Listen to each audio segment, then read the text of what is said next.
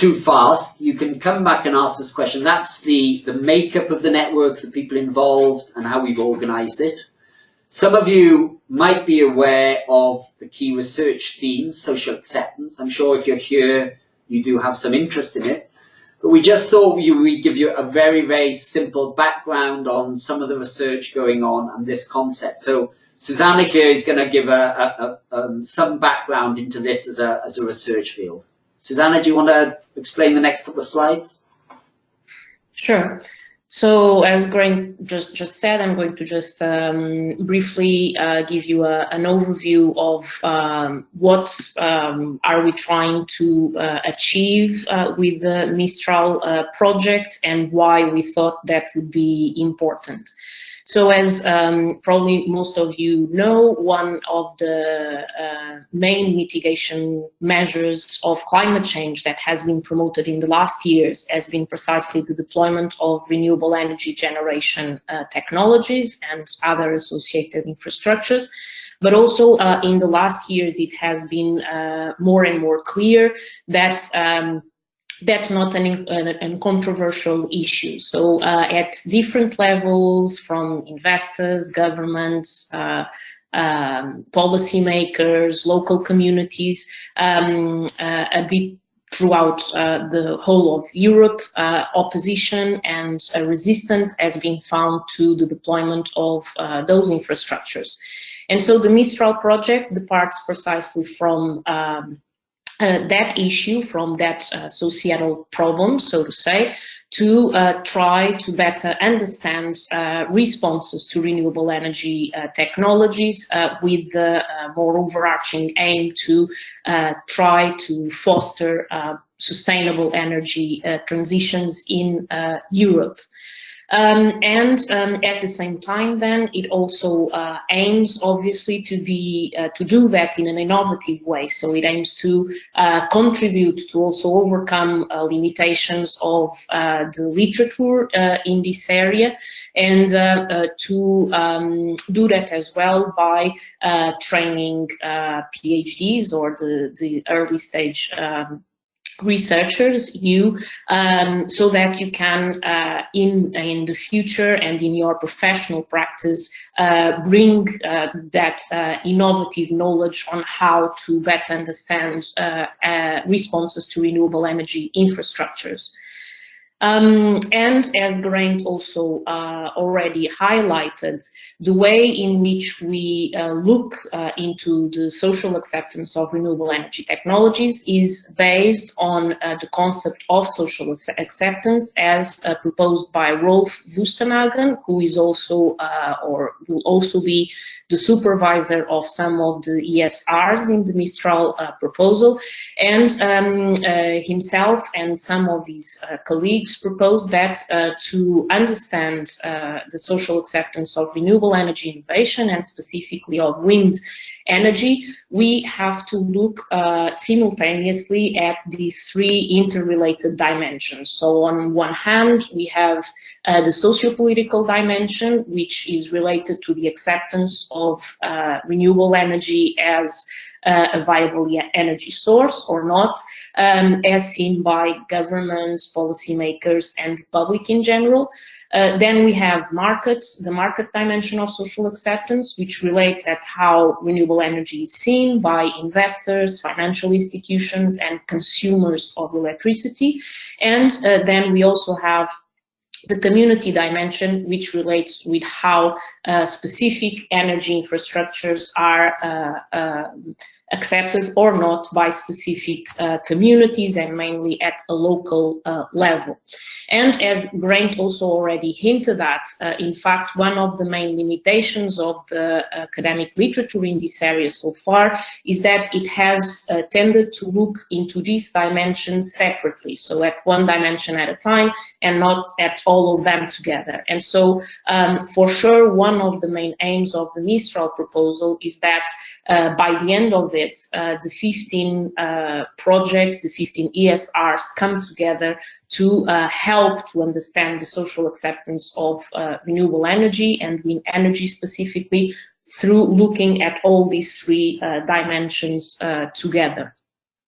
And so for that, Geraint also already showed briefly the teams of the 15 projects, and I will just quickly go through all of them here, saying that obviously you can ask us questions about all of them, but if you have specific questions about their content, if they're the ones supervised by me or Geraint, I think we'll be happy in providing more detail about them here.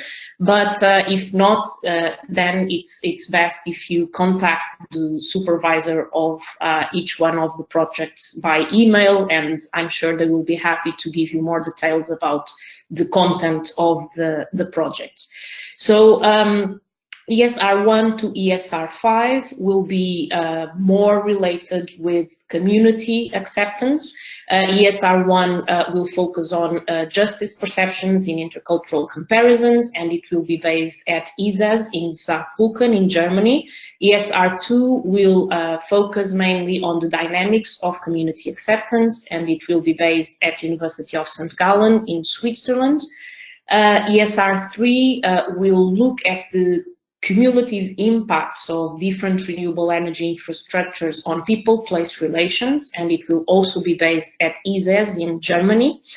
ESR4 will be supervised by me in collaboration with other colleagues and based at the Institute University of Lisbon in Portugal, and it aims basically to look at how different stakeholders, such as local communities, policymakers, developers, imagine future energy landscapes and how those different socio-technical imaginaries can eventually come together to give us responses to how, when, and where can renewable energy infrastructures be considered acceptable. And ESR5 will focus on social equity and distributive justice in renewable energy deployment, and it will be based at University of Exeter, supervised by Patrick Devine Wright in the UK. Then ESR6 to ESR10 will be projects within the work package 4, more focused on socio-political acceptance, which I will coordinate. And ESR6 will also be based at University of Exeter, looking at public policy, procedural justice and participation in the low carbon transition. ESR7 will also be supervised by me at University Institute of Lisbon, and it aims to adopt a socio-historical perspective at both local and national levels to look at people's responses to renewable energy generation and associated infrastructures. ESR8 will be based at Queen's University Belfast in the UK, and it will look at the relationship between path dependency and social acceptance and how that impacts on the low carbon transition.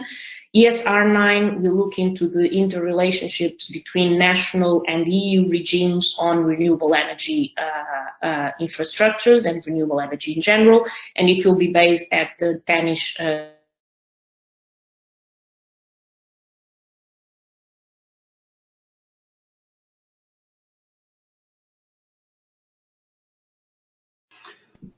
Okay. Queens in Ireland. Yes.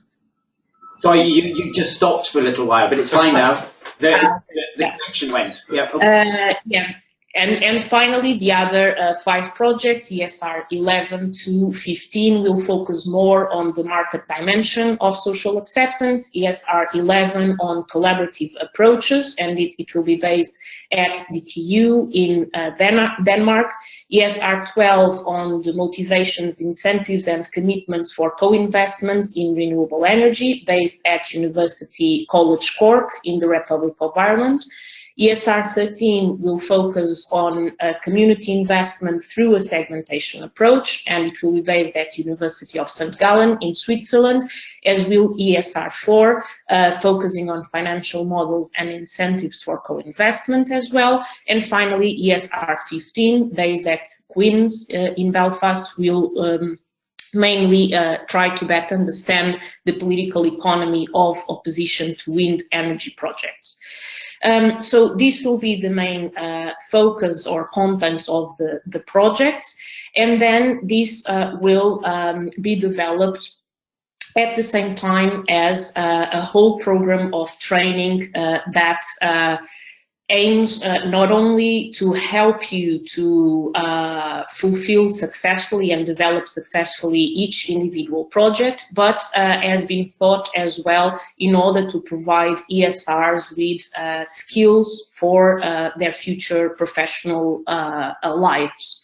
And the training will be therefore subdivided in different strands, so to say. So you will obviously benefit from local training at each university, so depending on where you'll be based. So for instance, if you are based at University Institute of Lisbon, you would be able to enroll in the training offered by the PhD program in psychology, and eventually also other training opportunities in other PhD and master's programs across the Institute at the University of Lisbon.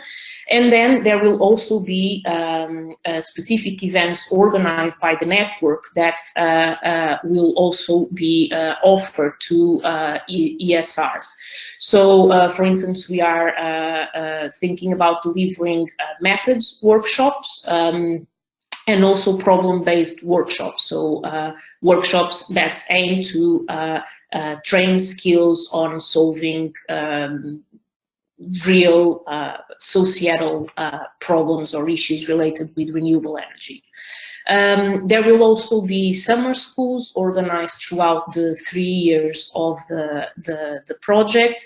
And as Grant also already highlighted, you will obviously also benefit from the training offered by secondment opportunities. So we have a wide network of partners, of collaborators, from developers to policymakers and general directorates of energy, and the candidates will all be able to benefit from the training offered by those secondment opportunities. And finally, there will also be other training options, such as online modules and attending conferences that will also be open to you. So if you have any queries about either the training or the more scientific content of the projects, I'll be happy to answer them here or later on if you want to send an email. Thank you very much. Thank you very much. So I'm wondering at this